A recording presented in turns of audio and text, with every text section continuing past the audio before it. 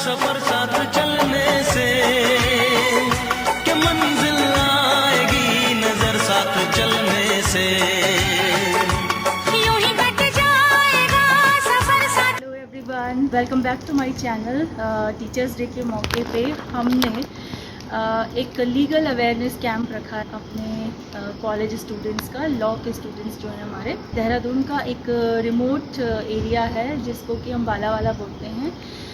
वहाँ पर एक कॉलेज है, सरदार भगवान सिंह कॉलेज। वहाँ पर ये कैंप हमने बच्चों के द्वारा लगवाया। लीगल अवेयरनेस के जितने भी टॉपिक्स हैं वो सब यहाँ पर कवर किए गए हैं।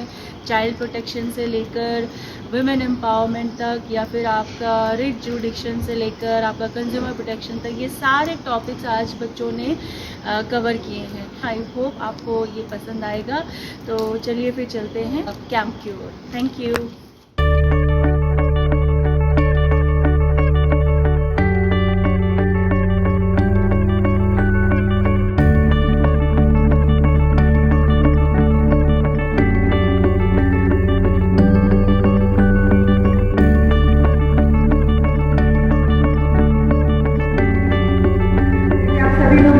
टीचर्स डे है तो मैं सबसे पहले बुलाना चाहूँगी पारुल मैम को।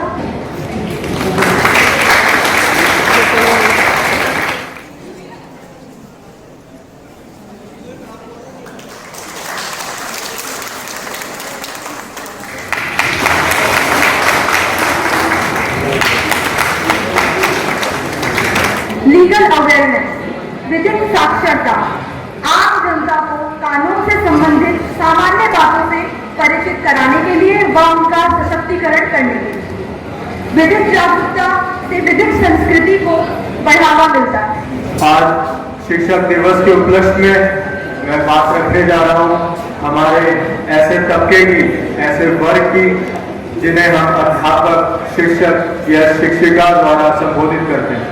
हमारे भारत में 2021 की रिपोर्ट है यूनेस्को द्वारा।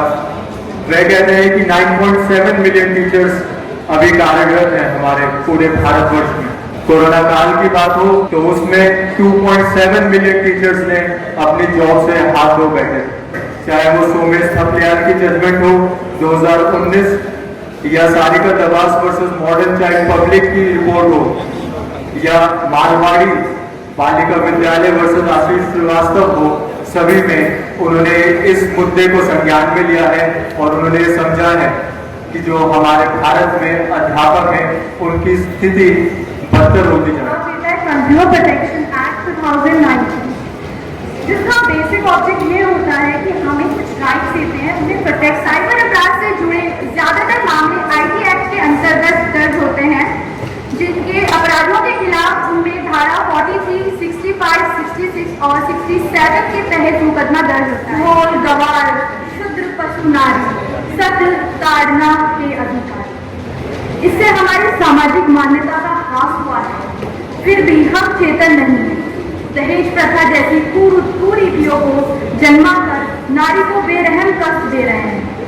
मैं इस किट के सभी पार्टिसिपेंट से कहूँगी कि वो अपने प्रॉप्स स्टेज पर लगा। क्या लगा रखा है तुमने? ये पढ़ना जब देखो किताब खोल के बैठ जाती हो। ये माँ मुझे पढ़ने दे, प्लीज मुझे परेशान ना करें। मैं 15 साल की थी तो मैं पूरा घर संभालने लग गई थी, और तुम देखो जब देखो पढ़ाई में घुसी रहती हो। अब अपने जमाने की बात छोड़ो, जमाना बदल गया है। सबका किताब पढ़ने का, मैं पढ़ना चाहती हूँ। दिख रहे हो क्या तुमको? कैसे मुझे चला रही है मुझसे? ये शादी कराने का टाइम आ गया है।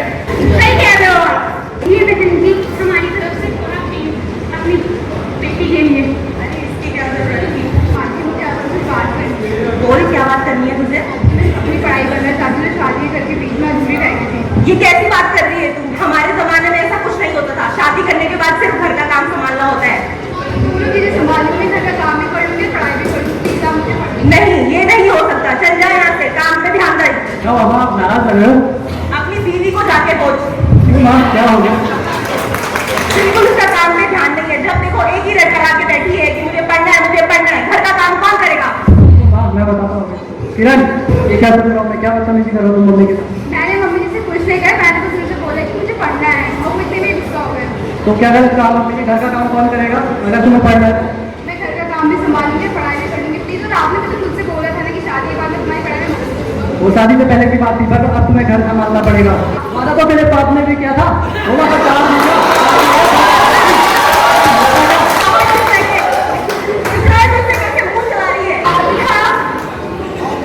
और भी ऐसे करेगी तो हाथ ही उठाना पड़ेगा ना तेरे ऊपर। हेलो, हाँ बेटा, नमस्ते, खुश रहो, कैसे हो तुम? हाँ मैं बिल्कुल भी ठीक नहीं हूँ, मुझे घर आना है, प्लीज माँ मुझे आने दें। तुम यहाँ क्या करोगी? क्या हुआ? सब ठीक तो है ना? नहीं माँ, कुछ भी ठीक नहीं है माँ। आज मैंने अपने ससुराल वाले से बोला कि मुझे पढ़ाई करनी है, तो सबने मुझे मना कर दिया। तुमने क्या लगा रखी है पढ़ाई की लत? शादी के बाद ससुराल ही बेटी का घर होता है। हमसे अब कोई उम्मीद मत रखना और यहाँ बार-बार फोन भी मत करना। ऐसा कोई नहीं देगा, ये मेरे सपने, इसके लिए मुझे खुद ही संघर्ष करना पड़ेगा। प्राचीन काल से दहेज हमारी एक रीत बनती आ रही है। पराने जमाने से पहले वो दहेज के बारे में सोचते कि अपनी बेटी को क्या देना है। POCSO, protection of children from sexual offences. POCSO act साल 2012 में नाबालिग बच्चों को सेक्सुअल असॉल्ट, सेक्सुअल हैरेसमेंट और पोर्नोग्राफी जैसे अपराध से प्रोटेक्ट करने के लिए आया है। 2012 में इस कानून को बनाया गया और इस कानून के अंतर्गत अलग अलग अपराध के लिए अलग अलग सजा बनाई गई है। इस एक्ट में कुल 46 धाराएं हैं। आज इनके विषय में बात करें तो अंकिता सिंह का केस हम ले सकते हैं झारखंड से, निकिता तोमर का केस ले सकते हैं और वही कटवीर कौर का केस ले सकते हैं, जहां एक बेटी को जला दिया गया, दूसरा ट्रेन पर से धक्का दे दिया गया ईव टीजिंग के चलते।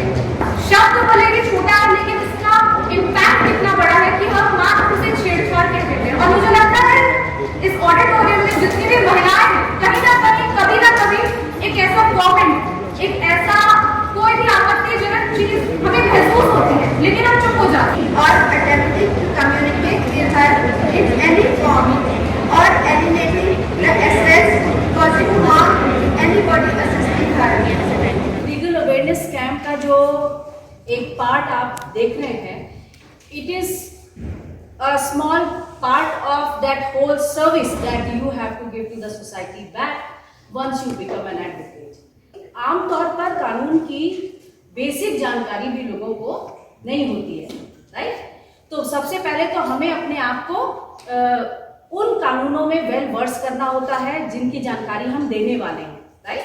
क्योंकि जब हम किसी और को जानकारी देते हैं ना, तो then it should be warranted by our own information. तो रिमेंबर, अगर आप लोग इस तरह की सेवा देने के लिए अपने आप को तैयार करते हैं, तो फॉर श्योर जो भी आप प्रोफेशन चुने, विधि आपने सब्जेक्ट लिया, इसका मतलब है कि इधर you are going to practice law, किसी भी केस में आपको कानून की जानकारी लोगों को देनी पड़ेगी। आप अपने उस ऑक्यूपेशन में, उस प्रोफेशन में बेहतर हो सकते हैं if you serve from right now, जब आप अभी से अपने आप को तैयार करते हैं कि आप किसी को विधि के किसी छोटे विषय की जानकारी दे सके।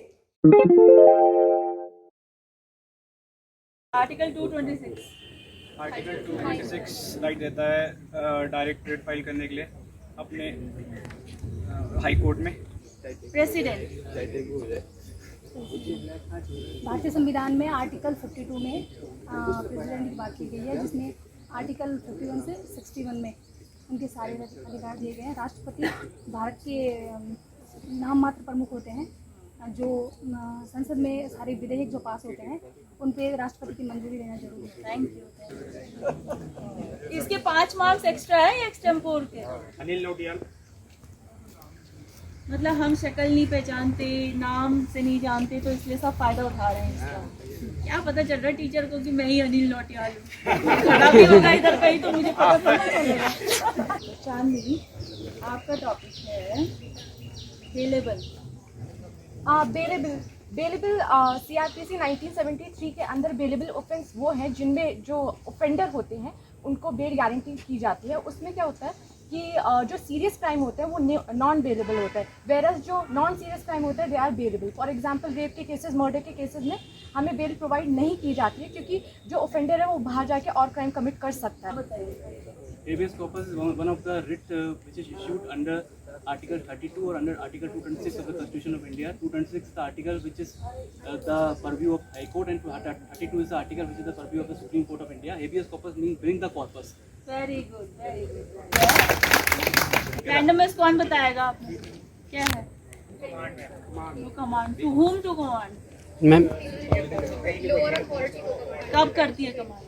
Women empowerment. Since the ages, women have always been mistreated in our society. So the government is making lots of provisions to support and empower them, like educating them, providing them protection against various abuses that are committed against them.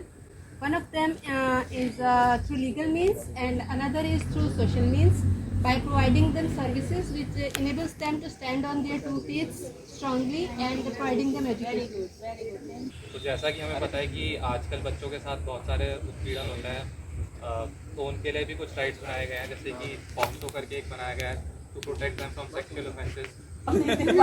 Hindu का जवाब ना मुस्लिम का जवाब। बताइए, हमारा तो पढ़ाना ही बेकार हो गया, इसका मतलब है नहीं हिंदू लॉ पढ़ा ढंग से ना मुस्लिम लॉ पढ़ा, बीच में अटक गया ऐसे। चलो, क्या चॉकलेट देनी चाहिए? दे दो। चलो भाई, रिलीज करते हैं, ठीक है?